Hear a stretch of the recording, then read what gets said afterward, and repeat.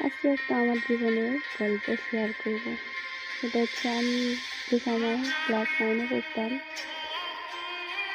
9-এ পড়ার পর প্রতিদিনই স্কুলে যেতাম, প্রতিদিনই আসতাম।